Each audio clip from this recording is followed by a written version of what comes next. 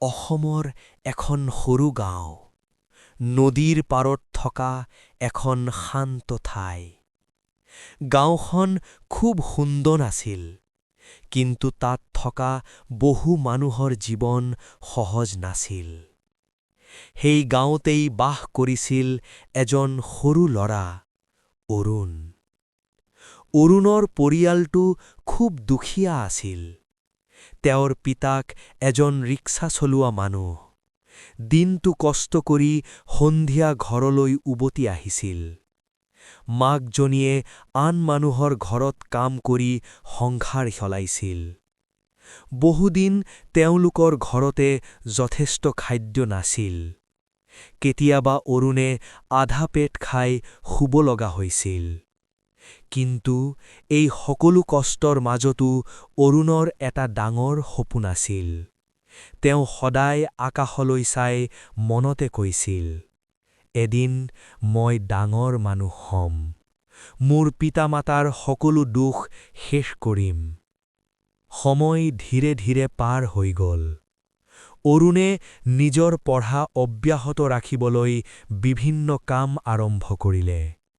দিনত পঢ়া, সন্ধিয়াত দোকানত কাম আৰু ৰাতি ঘৰলৈ আহি পঢ়া। কেতিয়াবা তেওঁ খুব ক্লান্ত হৈ পৰিছিল। কিন্তু তেতিয়া তেওঁ নিজৰ মনতে কৈছিল, যদি মই এতিয়া থামো, তেন্তে মোৰ সপোন শেষ। এদিন হঠাতে জীৱনে অৰুণক এটা ডাঙৰ পৰীক্ষাৰ সন্মুখীন কৰিলে। তেওঁৰ পিতাৰ এক্সিডেণ্ট হ'ল। ডাক্তৰে ক'লে, তেওঁ কেইমাহমান কাম কৰিব নোৱাৰিব। এতিয়া সংসাৰৰ সকলো দায়িত্ব অৰুণৰ ওপৰত পৰিল। বহু মানুহে তেওঁক কৈছিল, অৰুণ, এতিয়া পঢ়া এৰি দিয়া, সংসাৰ চম্ভালাও। কিন্তু অৰুণে দৃঢ়স্বৰে ক'লে, নাই, মই মোৰ সপোন নেৰাম। সময় পাৰ হৈ গ'ল। অৰুণে দিন-ৰাতি পঢ়া আৰম্ভ কৰিলে। কেতিয়াবা তেওঁ ৰাতি ২ বজালৈ, ৩ বজালৈ পঢ়ি থাকিছিল। চকুত টোপনি নাছিল, কিন্তু মনত আছিল এটা সপোন, মোৰ পৰিয়ালৰ সুখ। কেইমাহমান পাছত ফলাফল ওলাল। সেইদিনা অৰুণ খুব ভয়ত আছিল। তেওঁ ফলাফল চাবলৈও সাহস কৰা নাছিল। হঠাতে তেওঁৰ এজন বন্ধু দৌৰি আহিল।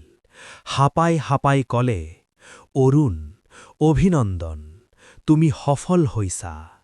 অৰুণ কিছু সময় নীৰৱে থিয় হৈ থাকিল। তেওঁ বিশ্বাস কৰিব পৰা নাছিল।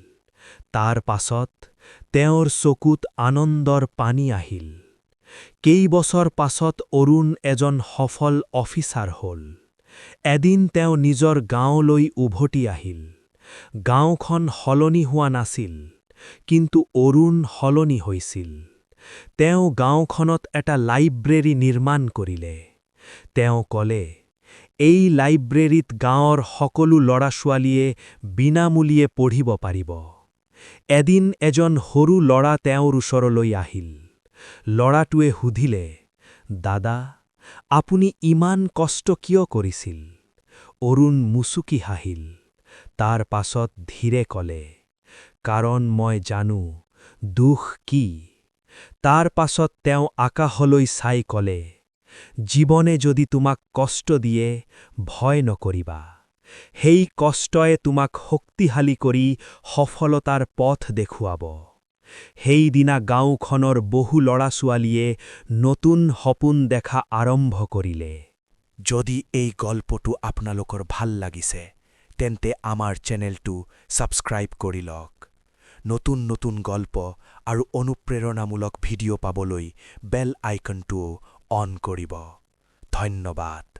এই ভিডিঅ'টোৰ পৰা মই শিকিলোঁ যে, জীৱনত যিমানেই কষ্ট আহক, যদি আমি হাৰ নেমানো, তেন্তে সফলতা নিশ্চয় এদিন আমাৰ ওচৰলৈ আহিব।